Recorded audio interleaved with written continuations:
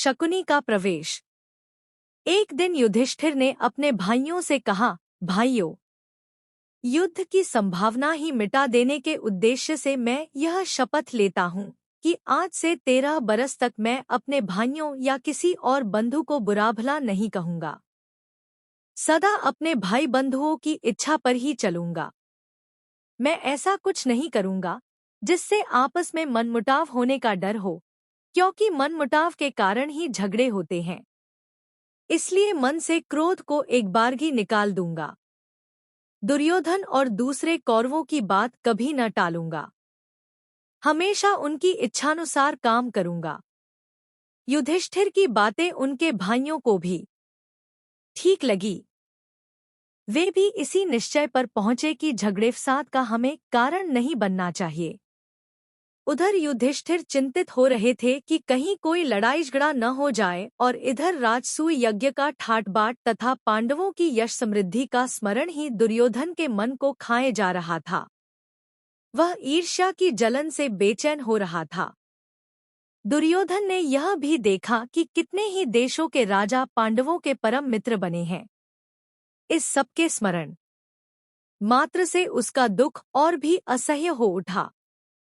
पांडवों के सौभाग्य की याद करके उसकी जलन बढ़ने लगती थी।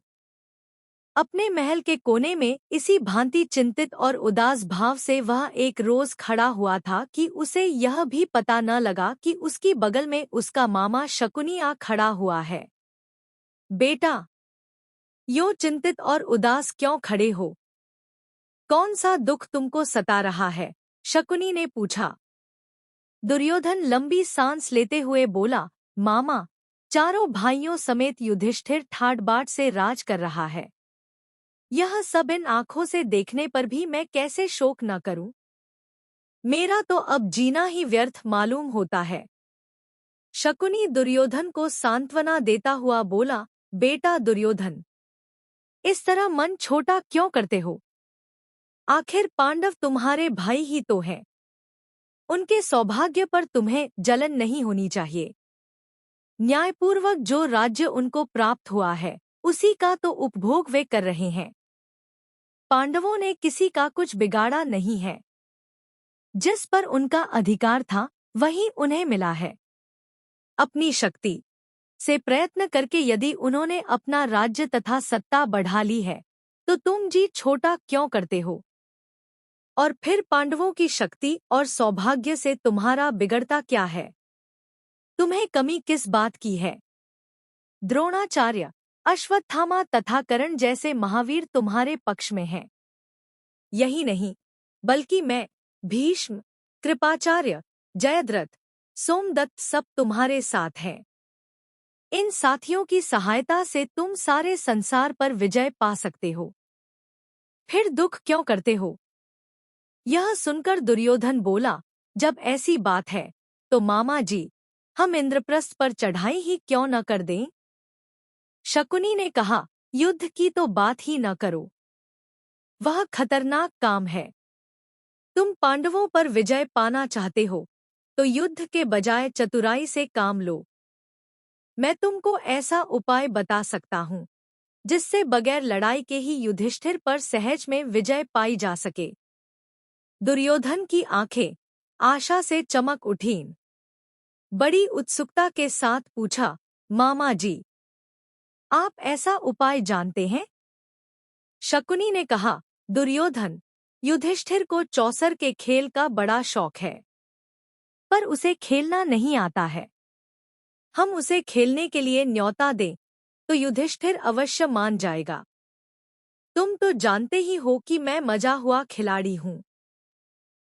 तुम्हारी ओर से मैं खेलूंगा और युधिष्ठिर को हराकर उसका सारा राज्य और ऐश्वर्य बिना युद्ध के आसानी से छीनकर तुम्हारे हवाले कर दूंगा। इसके बाद दुर्योधन और शकुनी धृतराष्ट्र के पास गए। शकुनी ने बात छेड़ी, राजन, देखिए, तो आपका बेटा दुर्योधन शोक और चिंता के कारण पीला सा पड़ गया है। अंधे और बूढ़े धृतराष्ट्र को अपने बेटे पर अपार स्नेह था। शकुनी की बातों से वह सचमुच बड़े चिंतित हो गए। अपने बेटे को उन्होंने छाती से लगा लिया और बोले, बेटा, मुझे तो कुछ समझ में ही नहीं आता कि तुम्हें किस बात का दुख हो सकता है। तुम्हारे पास ऐश्वर्य की कमी नहीं है। सारा संसार तुम्हारी आज्ञा पर चल रहा है। फिर तुम्हें चिंता काहे की? लेकिन शकुनी ने धृतराष्ट्र को सलाह दी कि चौसर के खेल के लिए पांडवों को बुलाया जाए। दोनों के इस प्रकार आग्रह करने पर भी धृतराष्ट्र ने तुरंत हाँ नहीं की। वह बोले, मुझे यह उपाय ठीक नहीं जंच रहा है। मैं विदुर से भी तो सलाह कर लूं। वह बड़ा समझदार है। मैं हमेशा से उसका कहाँ मानता आया हूँ। उससे सलाह कर लेने के बाद ही कुछ तय करना ठीक होगा। पर दुर्योधन को विदुर से सलाह करने की बात पसंद नहीं आई।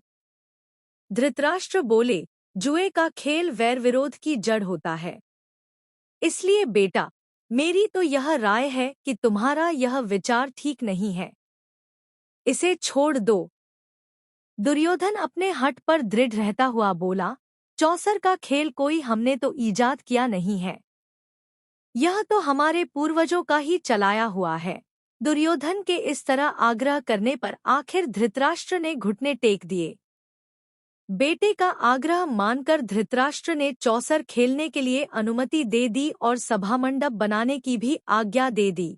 परंतु विदुर से भी उन्होंने इस बारे में गुपचुप सलाह की। विदुर बोले, राजन, सारे वंश का इससे नाश हो जाएगा। इसके कारण हमारे कुल के लोगों में आपसी मनमुटाव और झगड़े फसाद होंगे। इसकी भारी विपदा हम पर आएगी। धृतराष्ट्र ने कहा, भाई विदुर, मुझे खेल का भय नहीं है, लेकिन हम क्या कर सकते हैं? सो तुम ही युधिष्ठिर के पास जाओ और उसे मेरी तरफ से खेल के लिए न्योता देकर बुला लाओ। अपने बेटे पर उनका असीम स्नेह उनकी कमजोरी थी और यही कारण था कि उन्होंने बेटे की बात मान ली।